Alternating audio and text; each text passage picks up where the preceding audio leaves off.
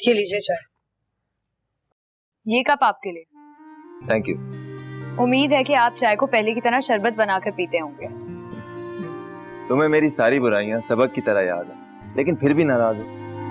अरे ये खून के रिश्ते इस तरह से टूट नहीं सकते। और एक बात बताओ, अगर हमने मुड़कर नहीं पूछा तो तुमने क्या वजह जानने की कोशिश की? जुबैर बेटा, चाय ठंडी हो रही है, पियो। कुछ खाओगे क्या? बस रहने दें पुप्पा, इसकी बातें सुनकर ही पेट भर गया मेरा। क्या लेने दें इसको इसके दिल का हाल। आप मुझे एक बात बताएं, अगर मैं आप लोगों को अपना ना समझता तो कोई इस तरह इस पहर बिना इत्ला दिए कोई परायों के यहाँ तो रुकने नहीं आता ना। शुक्रिया, आपने अपना समझा और माना। आपको यही सुना होगा, मैं आपके लिए गद्दा और तकिया लाती हूँ। वैसे पुप्पा है बिल्कुल पुप्पो की तरह, जुबान से चाहे कुछ भी कह ले लेकिन दिल से नफरत नहीं करती किसी से। हाँ, दिल की साफ जो है मेरी बेटी। इसीलिए आपने उससे बहुत कुछ छुपाया होगा और वो इल्जाम मुझे दे रही है। पर चलें, अब तो सब ठीक हो गया ना। आना जाना होगा तो सारी गलतफहमियां और नाराजगियां खुद ही दूर हो जाएंगी। हाँ, दरअसल बेटा जुबैर, मुझे उम्मीद नहीं थी कि तुम लोग फिर यहाँ आ जाओगे। उम्मीद तो मुझे भी नहीं थी पुप्पा। जिस तरह से अम्मा और पुप्पो की लड़ाई हुई थी, कोई सोच भी नहीं सकता था कि मैं इस तरह से वापस आ सकूंगा। लेकिन देखें किस्मत आपसे क्या क्या करवाती है। अब्बा की तबीयत और बेबसी की वजह से ही सही, लेकिन मुझे यहाँ आना ही पड़ा। क्यों, क्या हुआ उन्हें? नहीं, लगता है कि अब उनका जिंदगी से दिल भर गया है। हर वक्त कहते रहते हैं कि इस छोटी सी जिंदगी में इतनी बड़ी दुश्मनी का बोझ उठाकर वो रुखसत नहीं होना चाहते। और फिर एक छोटी सी अमानत भी थी जो अब्बा ने लौटानी थी। पुप्पा, ये क्या है? ये वो एहसान है पुप्पा जो आप कर कर भूल गए थे। ये वो 50,000 हैं जिससे अब्बा ने छोटा सा स्टोर खरीदा था, लेकिन खुदा का शुक्र है कि वो स्टोर बहुत बड़ा हो गया। अब अगर आप ये ले लेंगे तो अब्बा को बहुत खुशी होगी। बेटा उनसे कहना, जब मैंने ये रकम दी थी ना तो उधार समझ के नहीं दी थी लेकिन फिर भी उनकी याद रखने का शुक्रिया। वैसे मुझे वक्त मिला तो मैं उनसे मिलने जरूर आऊंगा। पापा जल्दी वक्त निकाल लीजिए, क्योंकि अब्बा के पास कितना वक्त है क्या पता।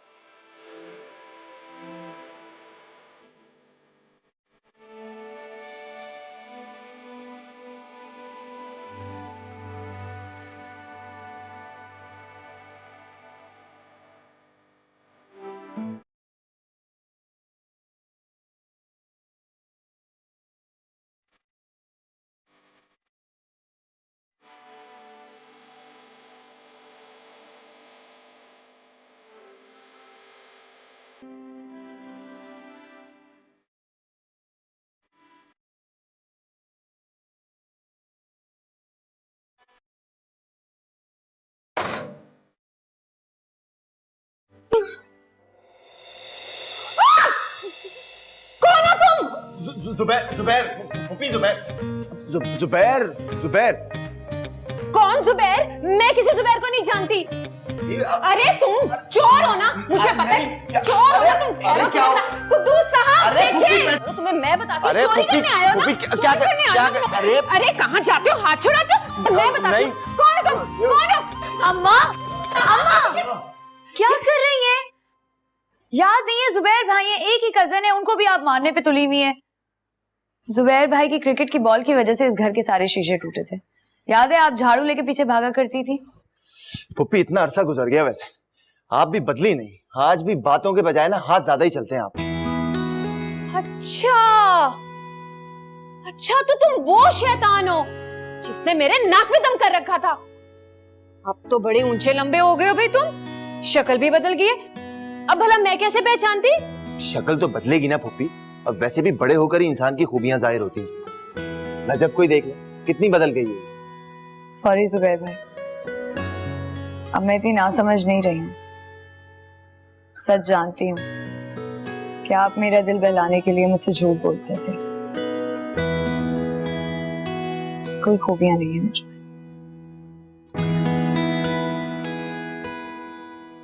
लेकिन ये अचानक कैसे आना हुआ? तुम मुंह उठा के सीधा घर ही चले आए हो, क्यों? वालदा बेगम, हर चीज पर सवाल उठाना छोड़ दो, कुछ चीजें खुद ब खुद हो जाती हैं। जाओ बेटा, जुबैर जाओ, तुम हाथ मुंह धोकर फ्रेश हो जाओ, फिर नाश्ते पे बात होगी। जी पापा। वैसे पुप्पी, हम कराची वालों का ना दिल बहुत बड़ा होता है। हम तो दुश्मन को भी चाय पानी पिला के ही घर भेजते हैं। मैं तो फिर आपका अपना हूँ। अब देखते हैं कैसी खातिर करते हैं आप लोग।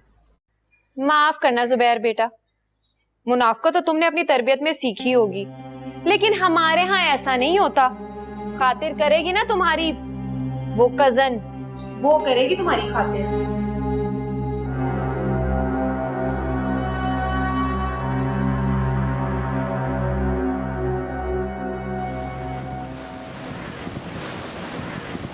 ये लो बेटा, ये। ध्यान से नाश्ता करो। अम्मा, आज ऐसा क्या हो गया है जो आपको गुस्सा आ गया है हम पर?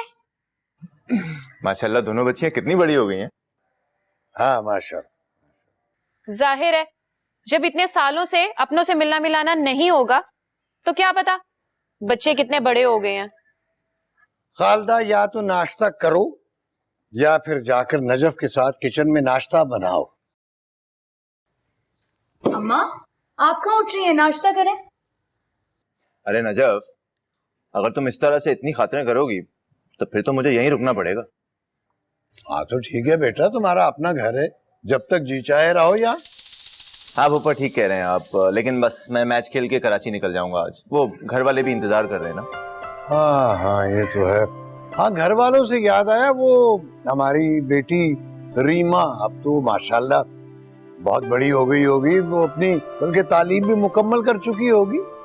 अरे कहाँ भूपा, उसकी पढ़ाई एक ना खत्म होने वाला सिलसिला है। हर साल कहती है कि इस साल गोल्ड मेडल लूंगी, और जब रिजल्ट आता है तो 2-4 माह जमीन में फेल।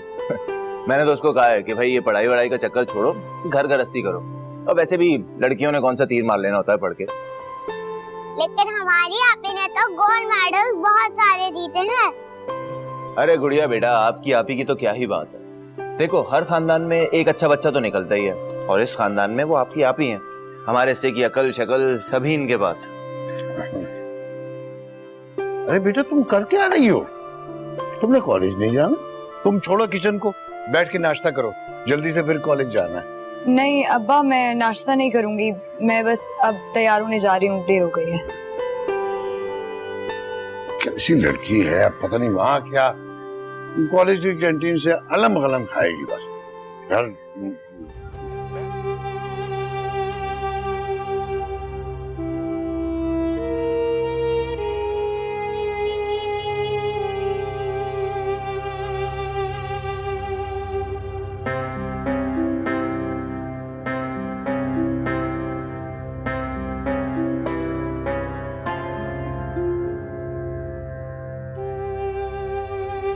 सब मुझे इतना सच्चा समझते हैं, और आज मैं इतनी झूठी पड़ गई कि अपने आप से भी सच नहीं बोल सक रही कि मुझे कॉलेज से निकाल दिया गया है। पता नहीं कैसे बताऊंगी अब्बा को।